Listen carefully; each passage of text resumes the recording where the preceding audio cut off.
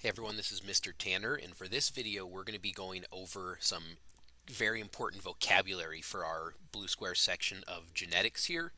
And I cannot stress this enough. The difference between you understanding and finding this section very easy and the difference between you having no idea what we're talking about is your willingness to learn the vocabulary. More than any other section in this entire school year, understanding and learning the vocabulary, memorizing this vocabulary is going to be the difference in you doing well and understanding it and not really having a clue what we're talking about as well. And that really comes down to the fact that this unit is very heavy on vocabulary and they're terms that have to be used. There's not a better way of using these words. So you have to commit to learning these. Make flashcards, study the GIM kit, commit to learning them, and you will find this section very, very easy. If you put it off, you're going to really struggle here. So the choice is yours on how successful you'll be, and this vocabulary is very, very key. So having said that, let's go ahead and get started.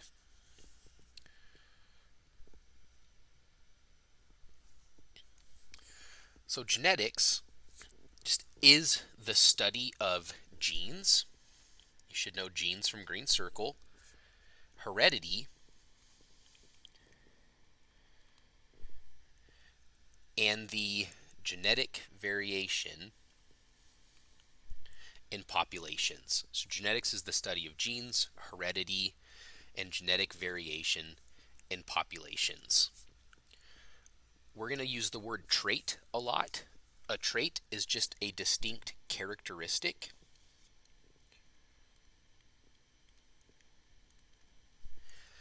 And examples could be eye color. So we have traits for eye colors, hair color, nose shape, how tall you are, how short you are, uh, all sorts of different traits. Some are more visible than others. So you could have a trait for asthma. You could have a trait like me for Crohn's disease. And those aren't things that are visible, but they're traits all the same. Heredity is the passing of traits from parents to offspring. So you'll notice that more often than not, parents and their children look similar, and that's because they are getting a lot of those traits from the offspring, are getting a lot of the traits from their parents. DNA is the molecule that is our genetic information. Just like you learned in green circle, all of our genetic information is contained within those base pairs of our DNA. And again, this is a refresh from green circle, but a gene is a specific region of that DNA strand that codes for a specific or one type of protein. Each gene makes a protein. And again, that's that process of transcription and translation that was the focus of green circle.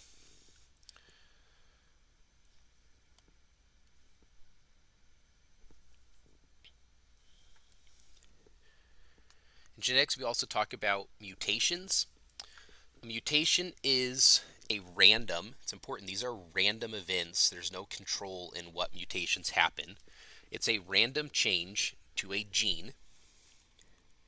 So those base pair sequences in the gene change, and it can result in a new protein, but it doesn't always. So it can, but does not always result in a new protein. If a new protein is not made, it's called a silent mutation. And then sometimes, very rarely, that new protein might be beneficial, and other times that new protein is harmful to the survival of the organism. An allele is a specific copy of a gene. So alleles are genes. They're one and the same, but they're just a more specific copy. So each person has each gene has two alleles. One of the alleles comes from biological mom, one of the alleles comes from biological dad, and these alleles are specific traits. So for example, if the gene is eye color, we have multiple genes that control eye color. An allele might be for brown eyes or blue eyes, or you could have one of each. Since we have two, you could have an allele for brown eyes and an allele for blue eyes. But the allele is that specific trait. So this blank here is the word allele. Again, the gene is just eye color. The allele is that specific eye color like brown or blue or green. You have alleles, two alleles for each of our genes. And then those alleles build our genotype, and that's the next word here. So a genotype is the combination of your two distinct alleles. So if you have an allele for brown eyes, which we would write as a capital B, and you'll learn why later, and an allele for blue eyes, lowercase b, then your genotype is big B, little b. So its genotype is a two-letter code that will tell you what trait you actually have. And the trait you actually have is called the phenotype. So the phenotype is the outward expression of your genotype. So the phenotype is determined by your genotype, but it's the outward expression. So if we wanted to kind of look at this, I'm going to zoom in really quick. Ignore this. So for a genotype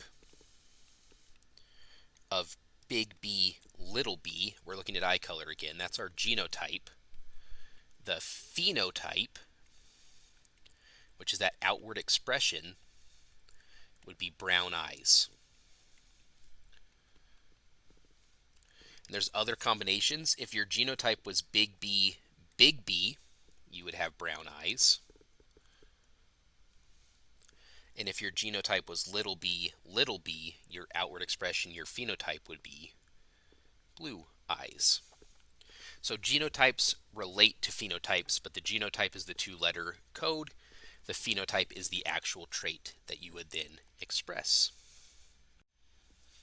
Zoom back out here.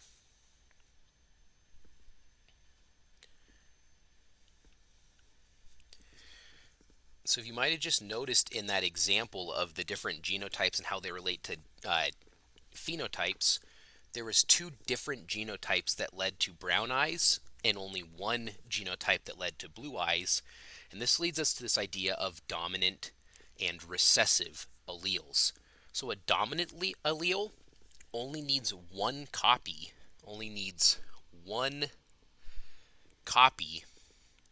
in order to be expressed.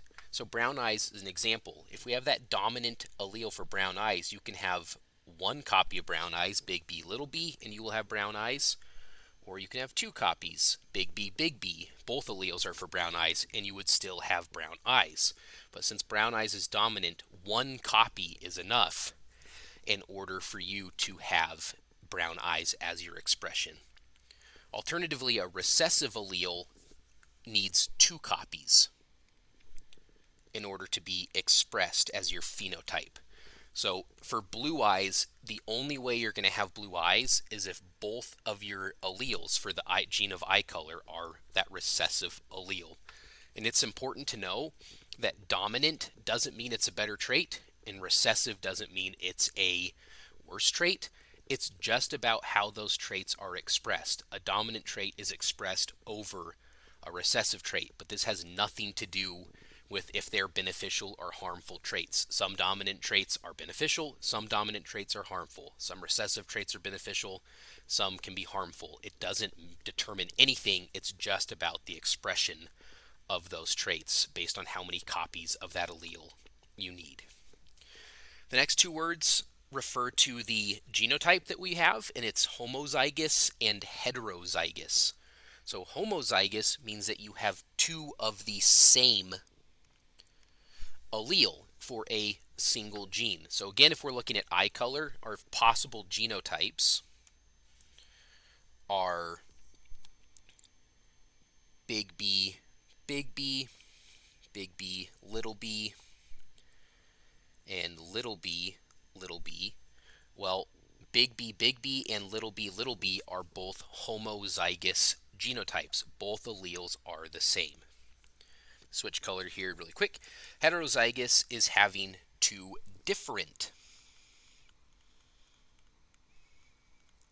alleles for a single gene.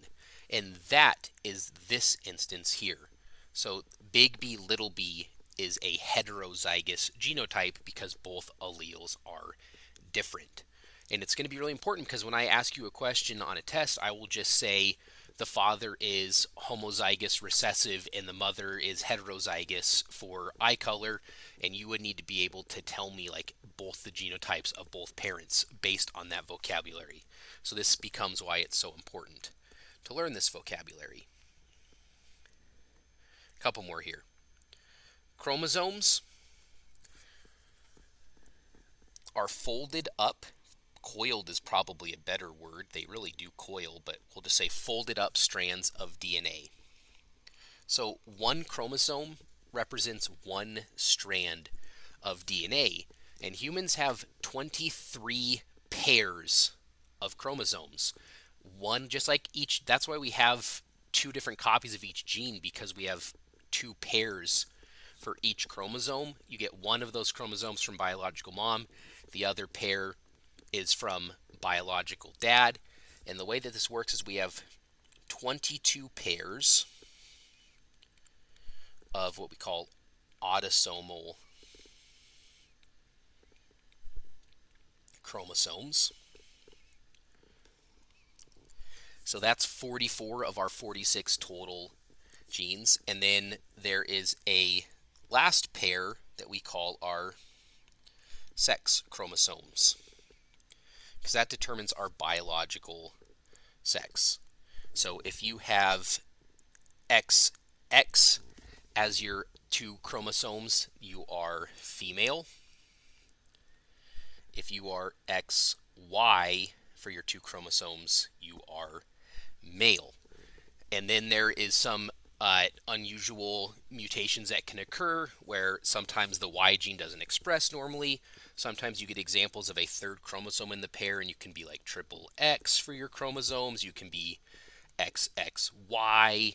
So it's not always just XX or XY, but this is, 99.99% of the time what you're looking at for your chromosomes, either XX female or XY male. But as you go on further in biology, if it's of interest to you, there's some pretty interesting genetic disorders that result from some of these type scenarios. But this is the only stuff we're going to focus on for this class. And then our last vocab word here is pedigree charts. Pedigree chart shows the appearance of traits in an organism's ancestors. So from one generation to the next. So if I were to look at eye color, again, we'll just keep going back to eye color, then you can track using a pedigree chart eye color from parents and grandparents to great-grandparents, and you can see how that specific trait has been passed down through multiple generations.